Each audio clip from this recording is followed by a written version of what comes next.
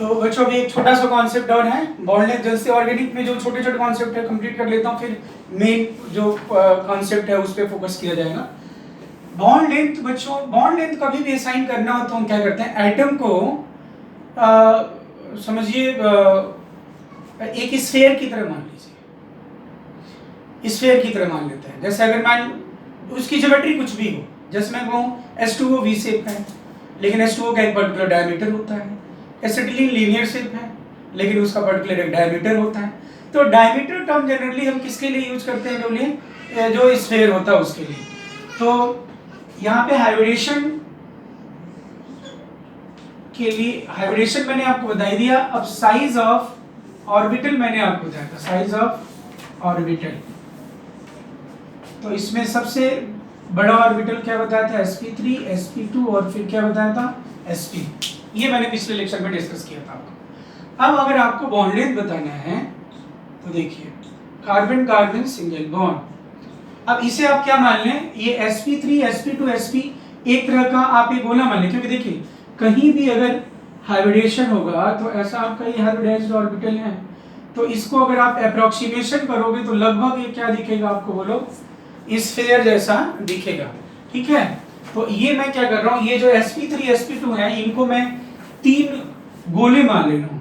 ये है आपका बड़ा गोला मतलब वॉलीबॉल, उससे छोटा आप ये मान लीजिए क्रिकेट बॉल, और sp को आप मान लीजिए कंचा, ऐसा मान लीजिए। sp3 वाला, sp2 वाला, sp वाला ऐसा। अब अगर बॉन्ड लेंथ आपको साइन करना है, carbon carbon single bond, carbon carbon double bond और कार्बन कार्बन ट्रिपल बॉन्ड, तो ये बॉन्ड लेंथ क्या डिनोट करता है, जिसमें लिख दिया x है और ये y एंगस्ट्रॉम और ये z है। तो फिर ये क्या डिनोट करता है, ये sp3 के बीच की डिस्टेंस, मतलब मैं ऐसे लिखूंगा, वॉलीबॉल 2 स्फीयर पास में रखिए और इनके सेंटर से आप डिस्टेंस मेजर कर लीजिए। sp2 के बीच की डिस्टेंस अगर मेजर करना है तो sp2 मतलब क्या बोला मैंने, क्रिकेट बॉल। तो अब ये थोड़ा छोटा बोला ना, तो ये छोटा गोला थोड़ा रखिए पास पास, और इनके सेंटर से क्या मेजर कर ले, बोलो, डिस्टेंस मेजर कर ले। ये आपका sp2 यही डिस्टेंस क्या डिनोट करेगा, बॉन्ड लेंथ। क्या, बॉन्ड लेंथ, बंध लंबाई। और ये है sp, तो ये हो गया आपका कंचा कंचा, ये हो गया आपका कंचा कंचा, तो sp। अभी देखिए साफ साफ आपको दिख रहा है, बोलिए कौन सा बड़ा है, ये सबसे बड़ा। ये जनरली ये वो भी याद रह, मतलब ये तो याद हो जाता है, ऐसे ही रटने की जरूरत नहीं। 1.54, ये क्या है 1.34 एंगस्ट्रॉम, और ये होता है 1.20 एंगस्ट्रॉम। तो बॉन्ड लेंथ ऐसे हम, यानी बॉन्ड लेंथ के लिए जो हाइब्रिडाइज्ड ऑर्बिटल हैं या एटम हैं उनको हम गोला मान लेते हैं, 2 गोलों को पास रखते हैं, सेंटर से डिस्टेंस मेजर करते हैं, वही डिस्टेंस क्या होता है, बॉन्ड लेंथ होता है। अब इस पे क्वेश्चन कैसे आता है, जैसे देखिएगा, अब मैं ऐसा बोल रहा हूँ कि CH4 C2H4 और C2H2, इसमें CH बॉन्ड लेंथ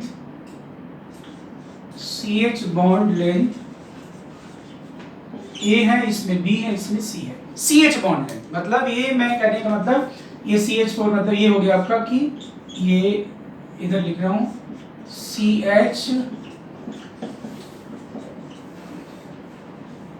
ये है A, और ये है आपका C2H4 मतलब ये हो गया आपका B, ये लिखा है, आप समझ रहे हैं। CC बॉन्ड नहीं पूछ रहा हूं मैं, कौन सा बॉन्ड लेंथ पूछ रहा हूं, CH, और ये है आपका SC और ये H, ये आपका C है। तो ये बॉन्ड लेंथ बताना है, तो कितना आसान है देखिए। इसमें आपको sp3 और यहाँ पे हाइब्रिडेशन क्या है sp2, यहाँ पे कौन सा हाइब्रिडेशन है sp। तो आपको एक गोला तो अलग अलग है, sp3 गोला, sp2 गोला और sp गोला, लेकिन एक गोला पूरे पीरियोडिक टेबल में सबसे छोटा गोला कौन, हाइड्रोजन, सबसे छोटा गोला हाइड्रोजन है ना, तो सबसे छोटा गोला हाइड्रोजन। तो अब आप इसमें आप क्या करेंगे, देखिए आप 3 गोला बनाइए, sp3 गोला वॉलीबॉल, और उससे जुड़ा हुआ छोटा सा हाइड्रोजन, ये मैं शो कर रहा हूं जस्ट, और ये ए हो गया, और उसके बाद ये sp2 और ये छोटा सा हाइड्रोजन, और फिर ये रहा आपका कंचा। अब आप खुद बताएं कौन सी डिस्टेंस ज्यादा दिख रही है, बोले भाई ए वाला। तो बस तो sp3ch बड़ा है, फिर sp2, तो कैसे भी जान जाएगा, बहुत आसान है, कुछ भी नहीं है इसमें। तो इस तरह से कभी बॉन्ड लेंथ कभी कभी पूछा जाता है, सिंपल है ये, बहुत सब लोग जानते हैं। मैं तो ऑर्गेनिक में आगे कहीं कहीं यूज आएगा इसलिए मैं बता रहा हूँ, जो बच्चे नहीं जानते हैं उनके लिए। बाकी मैक्सिमम 99% बच्चे ये सारी चीजें जो मैं बता रहा हूँ ऑर्गेनिक के लिए ये सब जानते हैं, उनके लिए बता रहा हूँ जो नहीं जानते, ऑर्गेनिक में आगे यूज आएगा। अब जैसे मान लीजिए आपको मैं बोलूँ इसमें बॉन्ड लेंथ आपको अरेंज करना है, देखिए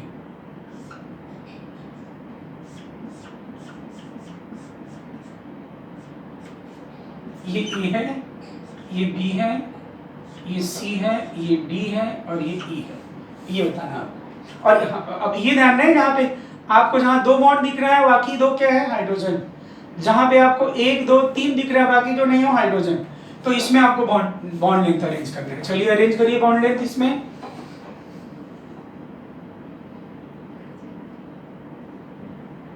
तो बड़ा आसान है, देखिए ये क्या है sp, यहाँ पे हाइब्रिडेशन कौन सा है भाई sp2, यहाँ पे हाइब्रिडेशन कौन सा है sp2, यहाँ पे हाइब्रिडेशन sp3, अरे 2 सिग्मा और यहाँ पे 2 हाइड्रोजन भी तो है, तो 4 सिग्मा हो गया ना।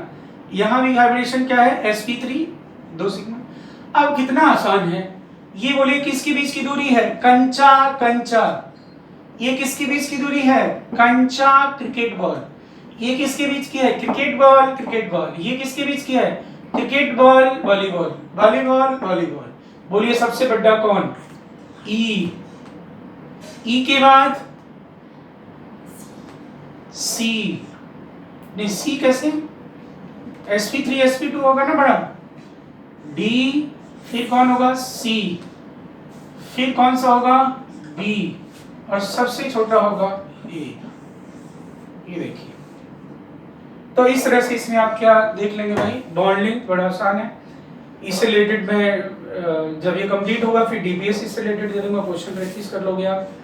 और अब नेक्स्ट हम जो पढ़ेंगे वो पढ़ेंगे extent of overlapping and Baeyer strain theory. लेकिन उससे पहले एक चीज और मैं यहाँ पे डिस्कस कर दूं तो ये चीज बेसिक कंप्लीट हो जाएगी, दैट इज बॉन्ड एनर्जी। बहुत सिंपल है, बॉन्ड एनर्जी 5 मिनट का है, आपको बता दे रहा हूँ। बॉन्ड एनर्जी मतलब एक मोल बॉन्ड के फॉर्मेशन में जितनी एनर्जी रिलीज होती है, या फिर एक मोल बॉन्ड को तोड़ने के लिए जितनी एनर्जी की जरूरत होती है, जैसा भी बोल रहे दोनों तरह से बोल सकते हैं, बॉन्ड एनर्जी बता रहा हूं। तो इसको कंपेयर करने के लिए 3 बातों का ध्यान रखना है बच्चों, कितनी बातों का, 3 बातों का। तो बॉन्ड एनर्जी में सबसे पहले हम देखते हैं क्या है, बोलो, bond energy is directly proportional to number of bonds, number of bonds. तो अगर कहीं सिंगल बॉन्ड है, कहीं डबल बॉन्ड है और कहीं ट्रिपल बॉन्ड है, तो इट्स वेरी सिंपल। सबसे मजबूत, आप इसे एकदम गांव देहाती भाषा में समझ लें, इसे हम बोलूंगा ये 1 रस्सी से बंधा है, ये 2 रस्सी से बंधा है, ये 3 रस्सी से बंधा है, किसमें ज्यादा एनर्जी देनी पड़ेगी। आप लॉजिकली भी साइंटिफिकली भी जान सकते हो। ये मैं बोलूंगा प्लस क्यू है और ये बीच में क्या है, बोलो इलेक्ट्रॉन। एक्चुअली जो 2 आइटम के बीच में बॉन्ड है वो बॉन्डिंग इलेक्ट्रॉन क्या करता है, जैसे 2 चीजों को आप फेविक्विक से चिपका देते हो ना, वैसे ही ये समझो फेविक्विक है। और या मैं अगर साइंस वाइज बोलूं तो ये एक तरह से ये जो इलेक्ट्रॉन है, ये बीच में, ये इलेक्ट्रॉन पे कैसे चार्ज होता है, नेगेटिव बीच में है बॉन्डिंग इलेक्ट्रॉन, और इधर भी प्लस है इधर भी प्लस है, तो ये नेगेटिव दोनों प्लस को क्या करेगा, खींच के रखेगा। तो अगर मान लीजिए मैं ऐसा करूं प्लस प्लस और -q, -2q और -3q, तो कब वो दोनों प्लस को ज्यादा खींचेगा, -3q वाला, जब माइनस ज्यादा होगा तो इसमें ऑब्वियसली अट्रैक्शन बढ़ता जाएगा, सिंपल। तो मल्टीपल बॉन्ड क्या होंगे, ज्यादा स्ट्रॉन्ग होंगे। या एकदम देहाती भाषा समझो तो बॉन्ड इज लाइक धागा। बॉन्ड क्या होता है, बॉन्ड मतलब क्या, 2 चीजों को जोड़ना। तो ये स्ट्रिंग की तरह, 1 स्ट्रिंग 2 स्ट्रिंग 3 स्ट्रिंग, हाँ ये चीज और है कि अगर आपसे सिर्फ मैं पूछूं एक सिग्मा है और पाई है तो कौन स्ट्रांग होता है? सिग्मा। क्यों ऐसा होता है? क्योंकि सिग्मा का जो फॉर्मेशन होता है वो क्या होता है? कोएक्सियल ओवरलैपिंग्स होता है। कैसे होता है? कोएक्सियल। कोएक्सियल मतलब ऐसा, कोएक्सियल मतलब इस तरह का ओवरलैपिंग। मतलब ये कहने का कि जो ये न्यूक्लियस होगा और जो इंटरन्यूक्लियर एक्सिस होगा, जो शेयर्ड इलेक्ट्रॉन होंगे वो कहां पे होंगे? उसके बीचों बीच होगा। मतलब मैं ऐसा बोलूंगा ये न्यूक्लियस है, ये न्यूक्लियस है, तो जो शेयर्ड इलेक्ट्रॉन होगा वो कहां पे होगा? ये दोनों न्यूक्लियस को जोड़ने वाले लाइन पे ही क्या होगा? शेयर्ड